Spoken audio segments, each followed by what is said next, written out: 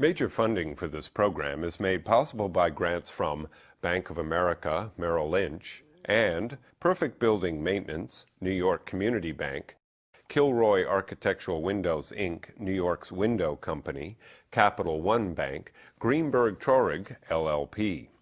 Additional funding for this program is made possible by grants from AVR Realty Company, LLC, Briarwood Organization, Beechwood Organization, C.B. Richard Ellis, Cushman and Wakefield, Dime Savings Bank of Williamsburg, Hal Fettner, Durst Fettner Residential, First American Title Insurance Company of New York, F.J. Siami Construction, Friedman LLP, Gemini Real Estate Advisors LLC, Investors Savings Bank, Jack Jaffa and Associates Real Estate Consultants, James D. Kuhn Real Estate Institute at Syracuse University, Madison Realty Capital, Massey Knackel Realty Services, M&T Bank, Marcus and Millichap Real Estate Investment Services, Meridian Capital Group, the Moynihan Group, Margolin Weiner and Evans LLP, Newmark Knight Frank, Orphanides and Associates, SJP Properties, Sterling and Sterling Inc., Stonehenge Partners, Urban American, the Wickoff Group.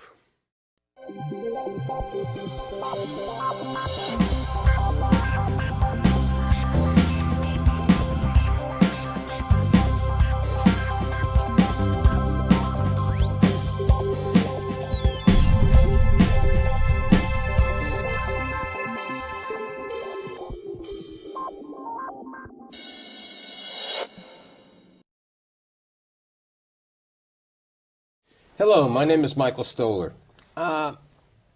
There's a market out there. There are people from around the world, insurance companies, individual investors. People like to invest in real estate. And there are companies called real estate investment funds, equity funds, hedge funds, private partnerships. And today I've assembled four leading individuals responsible for investments in this market today. My guest today includes Scott Schwartz, co-head of Marathon Asset Management's Real Estate Funding. Rob Varadian, Senior Managing Director, Golden Tree Partners, correct? Golden Tree Insight Partners. Golden Tree Insight Partners. I have to do it correct. Bruce Batkin, President of Terra Capital. And last but not least, a returnee, Matt Landau, Principal at Westport Capital Partners. So since you've been here before, yes, sir. You've been here also. So we were talking just before, how much money do you have to deploy? I just want to go around. Okay. You want a short number? I want a 300 million-ish. You have $300 million to deploy in real estate. Bruce?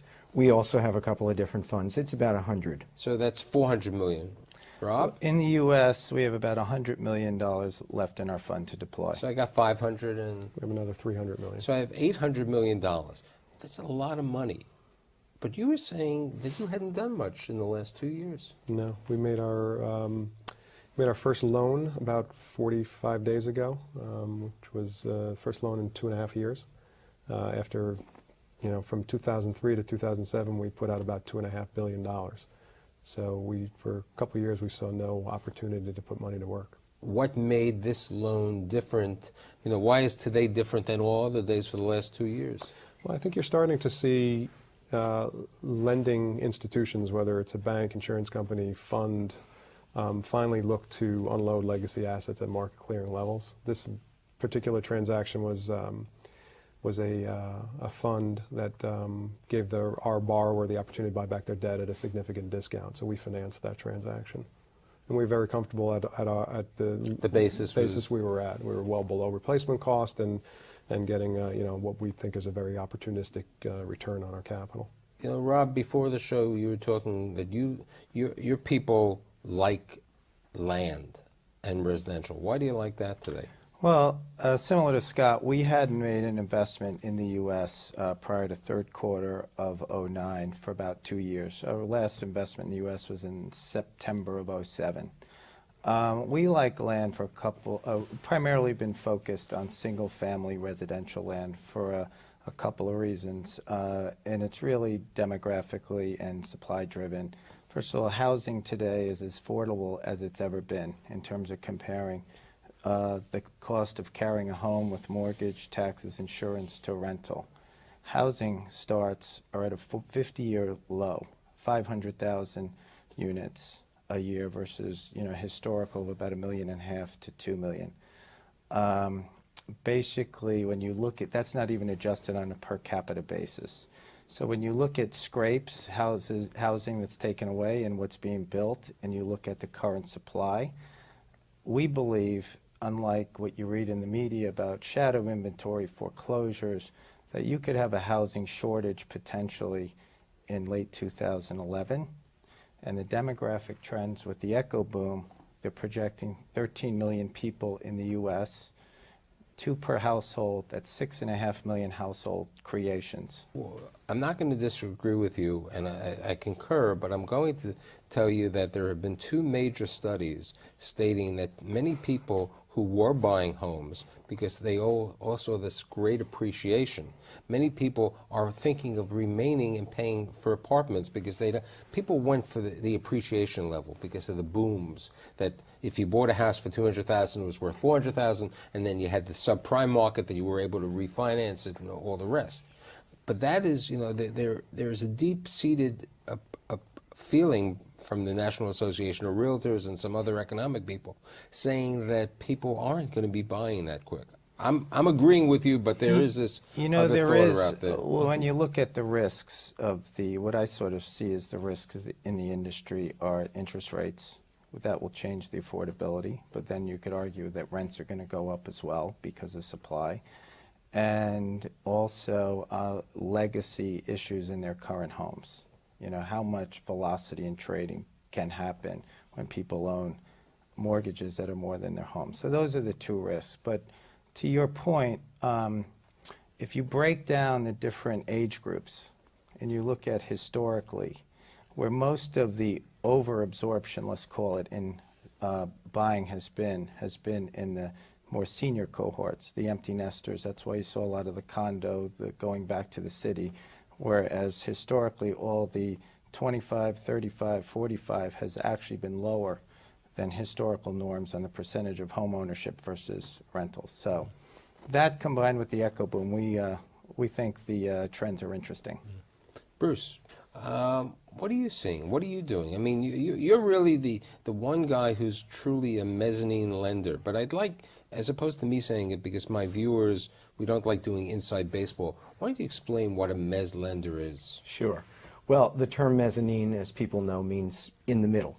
So mezzanine lending is basically where the lender provides that capital slice, which is either in the form of a loan or in the form of a preferred equity position that is subordinate to the senior loan, to the first mortgage, which has the priority call on the collateral, and it is senior to the equity piece, to the borrower's piece.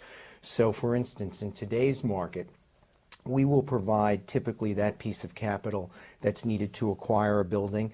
That's anywhere from 60% of today's value up to 80 or maybe even 85% of today's value. The borrower will have to provide at least 15 to 20% of the purchase price of a building, and the senior lender typically today will provide somewhere around 60, maybe 65%. So we're in that middle band. That's the mezzanine piece. And the reason why we like that piece and why we focused on it since 2002 when we launched the company is that we can get, in our view, disproportionately high risk-adjusted returns. Matthew, what are you guys doing these days? You got a couple $100 million sitting there. You bought property. You've made loans on hotels and other properties. You developed in Williamsburg. Let's call it capitalism with a conscience. It's we've been are active. we doing green too? We do green buildings. We've been active the last few years. We've been buying. We think there are always opportunities. We are trying to reflect our investors' needs, and our investors are primarily pension funds and college endowments. We don't buy rent-stabilized building trying to kick tenants out. We don't buy residential loans trying to kick people out. What we do is we buy loans that have been previously originated at deep discounts and then work out a solution with borrowers. That's been a very good business for us. We did make, over the last 4 years, 6 mezz loans, all paid off, except one we took the equity and are getting out whole. Currently, we're not really focused on the mezz slice. Our sweet spot is buying senior notes at a discount and either being paid off at a premium or par, or just owning the real estate. Our investors primarily pay us to roll up our sleeves, work the real estate, and create value by being able to move quickly and leverage the intelligence and the abilities we've developed. I think you've led into a perfect question, and for my audience, because you talk about pension funds, you talk about college endowments and all the rest. Now, one of the items which I don't believe you're going to see happening, CalPERS lost a little money on Slytown, a lot of others, as you said, it's politically incorrect to buy residential rental and try to throw somebody out. So I don't see any of the major funds being happy to invest anymore in that market. Who are the type of investors, and how hard is it today to talk to a pension fund or an advisor about your platform today? Well, I think a lot of the major investors that typically would hand funds to groups like ours have gotten hurt over the last few years. So they were, for a good amount of time, they were very tentative in terms of stepping back into the marketplace. But I think what you're seeing now is many of the more savvy investors are coming to the realization that it is time to step back into the market, that valuations have plummeted, and while no one's calling a bottom here, you can certainly make investments at deep discounts to historical values, and people are more willing to put money to work. Now, for my audience, what's the minimum investment that an investor gives to you or to you? And usually, our minimum investment depends on the fund and the opportunity we're raising capital for, but it's usually about a $10 million minimum investment. And the maximum? We have investors who have given us $400 or $500 million at a time. Rob? Our range is a little more broad. I would say the range to date of our investment's been about $1 million to $100 million. Well, my range, as you know, is a lot broader than everybody else who's here, because we have a sleeve where we raise money from retail investors, where we take investments as small as $50,000. At the same time, we also raise money from institutions. Typically, that's a $5 to $10 million minimum. I think my viewers and other people would be interested in this, the $50,000 to $100,000. Who comes to you? I mean, are they middle America? Are they people from all around? I mean, who's that type of investor? Well, it's interesting. It is a cross-section. We raise money from retail investors nationally. And if you were to look at our book, you would see that we have investors practically in every state at this point. There happens to be a fairly big concentration in retirement areas, because we distribute a current dividend yield of 9% today, and we pay that monthly. We currently raise money from what are called accredited investors, people who have a certain minimum net worth and a certain minimum income, which entitles them to enter a fund like ours and take the risk associated with that. Our funds to the retail investors are sold through a network of about 50 broker-dealers around the country. Mm-hmm. Matt?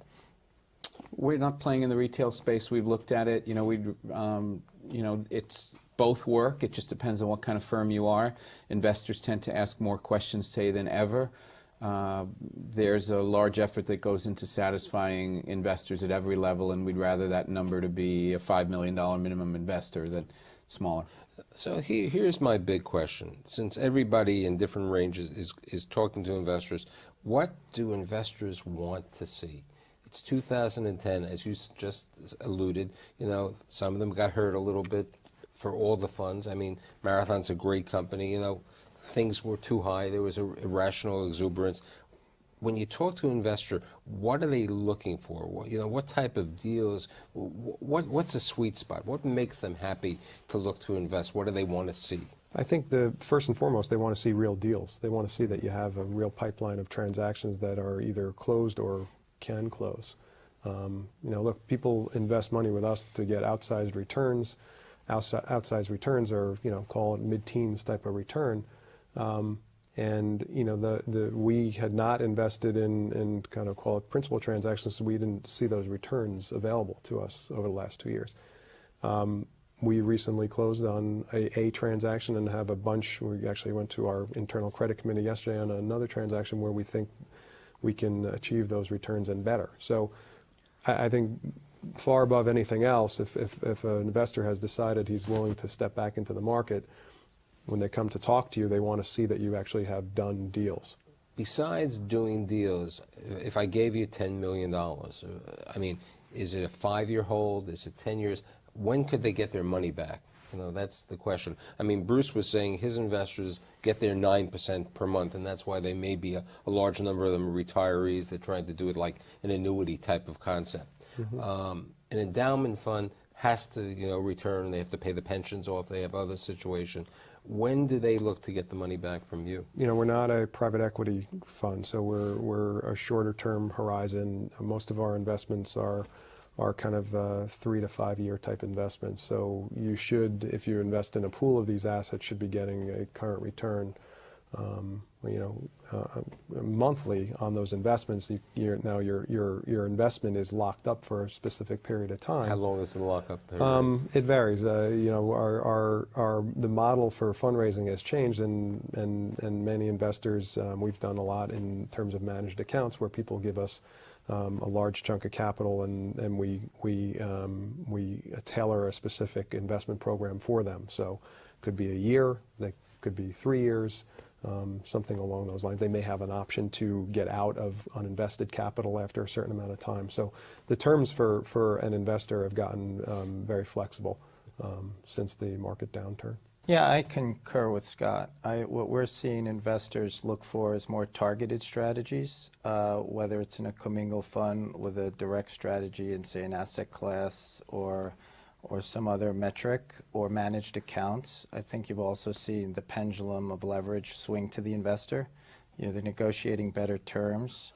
I would also think that consistent with going towards targeted opportunities, they're shortening up the investment period, the whole period. We are an private equity opportunity fund. So unlike a hedge fund, it does have a lockup period, but those periods are all tightening, so they see the horizon a little closer. Matt? Investors want what they always wanted. They want real returns. It's all about performance. It's just like a baseball game. At the end, somebody wins, somebody loses. If you're posting the numbers... That's why I brought off 4 winners. I purposely didn't bring the losers. Excellent. And everyone is trying to target strategies to investors. Our newest fund is a little over a year old. It's up over 30%. Our prior funds are returning all capital and a small promote. 06, 07 vintage wasn't the best time to be investing, but if you're protecting investors' capital, I think they recognize that and respect that. And going forward, it's just all about being able to source deals that some off market, a lot on market, but having the intelligence to filter them and pick your bets. So here's a question. In the real estate spectrum, there are 4 different type of fruit classes. Let's say, there's multifamily, there's retail, there's office, and there's industrial, and there's hotel. There's 5. So, which ones in 2010? Because you're astute investors, you have well-seasoned organizations, you have the people over there. Which asset class do you like the best, and which one do you like the worst? I mean, I think that asking you is simple because you really were talking about you like for sale multifamily. For sale residential. Mostly single family. Scott, what would you think? Well, I'll start by saying that the dearth of product available for investors today is hospitality and failed condominium developments, right? Because those were the 2 food groups that got kind of overbuilt and overvalued in the last cycle. So we see a lot of those opportunities. Hospitality is a major focus of ours. We think that from a bottom line perspective, the numbers have gotten crushed, and we think that as the economy improves, the hotel sector is going to bounce back the fastest. So if you can invest today at very low values, I think there's a big pop to come in that sector. The kind of condo sector is a little trickier, I think, because in many areas have been completely overbuilt, and there's you're competing against single-family residential, you're competing against rental development, so you have to pick and choose your investments wisely there and make sure that you can buy things correctly and kind of withstand the storm that's still not over, I think, in that area in terms of, if you buy something that you believe you're going to ultimately sell as a condo, you may want to be sure you can rent it for a while and make an okay yield while you do it. The other interesting sector I think that we've never been a player in, and we've have several opportunities in is retail. Retail typically, a developer would option a piece of land and then go out and sign a credit tenant and go finance it with that tenant's credit. So it would never come to guys like us to finance a transaction. And we have 3 deals we're looking at right now where the bank is kind of just, got hung with a development project midstream. Tenants were lost, tenants went bankrupt, and they just want to get out. So we're pretty bullish on certain retail locations or markets in the U.S. and are hoping to get involved in those sectors. I agree, but we're also agnostic. We like a deal and its numbers, and there are also other types of areas to invest besides the 4 food groups. First of all, there's healthcare, and we have a portfolio of 40-plus assets. We've purchased very cheaply, and it's a strategy that's worked well for us. What type of healthcare? I think my audience would like to... We've bought ALFs and SNFs. ALFs is assisted living facilities. SNFs are nursing homes. Generally under $30,000 a key. Great assets, broken balance sheets. So recapitalize a firm. You'll have operators out there who have half their beds or a quarter of their beds offline because they just don't have the capital to bring them online. But other than that, they're 100% occupied. So we like the healthcare space. We're watching carefully what's going on with legislation in Washington. We also buy derivative products. We bought CMBS. We continue to buy RMBS. And so there's a lot of different places to play in the capital stack, and you want to be flexible enough to adjust to wherever the yields are going. Last year they were in securities. This year they're coming back into the private equity, private asset play. Bruce, of the asset food classes, what do you like? We focus on the 4 major food groups, and although I agree with Scott, I see tremendous value potential, growth potential in the hospitality sector.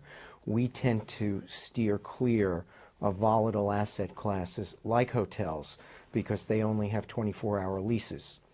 And so you have tremendous risk that, you have another 9/11 and all of a sudden the occupancy drops to 30% from 80%. So we can't afford to risk any cut in a dividend. And so we tend to focus on longer term leases, which are either office buildings, shopping centers, industrial facilities, or apartments, which may only have 1-year leases, but they tend to stay full. The one thing that sort of concerned us at this time about some of the commercial asset classes, I agree with you on the hotels because everything is reset. You're at the bottom. We believe you're at the right part of the cycle when the transactions start coming. Some of the concerns we have about office and retail are, while you do have leases and it's great for a lender, for an opportunistic investors, you still have a lot of legacy old rents. So as they burn off, you could have a declining cash flow dynamic. And that combined with, basically office fills up not with GDP, it fills up with employment. And we're still at 9.7% employment rate. It doesn't look like it's going to bounce back quickly. All forecasts are for a very slow diminution of that. So we think office has risk, and there's so much capital right now chasing for the few deals. Everything is getting priced down to a 6 cap. To echo Rob's point, leases, depending how they're written and who the tenant is, might help the tenant more than the landlord, because the landlord can't raise the rent during the lease term. But if the tenant's not credit, you know, and there's cases all over America. They go back and they ask for rent you know, reduction. Right. what's very interesting, you know, It's like a baseball contract. What happened last year is that many tenants went and wanted to see the strength of the landlord before they signed the lease, because that was the biggest problem. It wasn't that. I mean, people wanted to know that they were going to be taken care of, that the work would happen. Although I just want to add one point. There's been really a sea change in the way senior lenders and mezzanine investors underwrite deals since 2007. I mean, the documentation was incredibly sloppy from '05 through '07, number one. Number two, the underwriting today, you set up enormous reserves, you adjust all rents to market, so the ultimate proceeds that are provided to a borrower today are heavily geared towards what current market conditions are. But unfortunately, the big problem that I see is that, you know, when people get busy and when business prices go up there, lenders are, you know, putting their pants down a little bit, you know, giving a little more opportunities. I mean, I think the greatest example is, and everybody likes multifamily, but all of a sudden, you know, every bank wants to do multifamily, you know, at prices which are very low, which is great for a landlord, but it's dangerous. It's a difficult market. If we were sitting here 12 months from now, what would your crystal apples say? Well, where do you think the world is going to be a year from now? And it's hard for any of us. Matt? I think a bit better, not significantly. I think we'll look back at the end of 2010 and say there was a substantial amount of volume this year in terms of trading and refinancing and so forth, but that will all be concentrated in the second half of this year. You know, I tend to agree with Bruce. I think there's going to be more activity. Lenders are transacting. Special services are. You're seeing debt come into the market a lot earlier than we all thought it would. So I think the second half of 2010 is going to be a lot more than the first half. Yeah, I think all the signs point towards more activity. The credit is coming back. Transactions are happening, so you know the second half of 10 will be more active. I actually think 2011 will be way more active than 2010. You know, I don't want to end this on a sour note, but a couple of weeks ago I taped a couple of shows, and a number of the guests had told me that they had heard the chief economist from J.P. Morgan recently say that 2010 is going to be a good year, but 2011 is going to be a difficult year. And if that happens, you know, because of this rush over here, and then the world doesn't do that well, you know, you have Greece, you have other situations over here. I mean, fortunately, we had a terrorist matter that was taken care of. But if those things happen, you know, you really don't know what the market is. I'd like to thank Scott Schwartz, Rob Varadian, Bruce Batkin, and last but never least, Matt Landau. See you next week.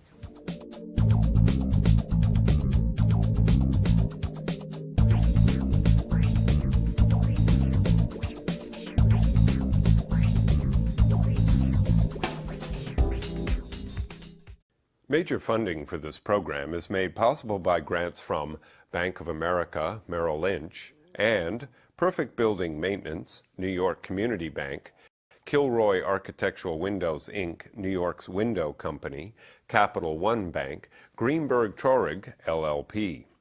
Additional funding for this program is made possible by grants from AVR Realty Company, LLC, Briarwood Organization, Beechwood Organization, C.B. Richard Ellis, Cushman & Wakefield, Dime Savings Bank of Williamsburg, Hal Fettner, Durst Fettner Residential, First American Title Insurance Company of New York, F.J. Siami Construction, Friedman LLP, Gemini Real Estate Advisors LLC, Investors Savings Bank, Jack Jaffa and Associates Real Estate Consultants, James D. Kuhn Real Estate Institute at Syracuse University, Madison Realty Capital, Massey Knackle Realty Services, M&T Bank, Marcus and Millichap Real Estate Investment Services, Meridian Capital Group, the Moynihan Group, Margolin Weiner and Evans, LLP, Newmark Knight Frank, Orphanides and Associates, SJP Properties, Sterling and Sterling Inc., Stonehenge Partners, Urban American, the Wickoff Group.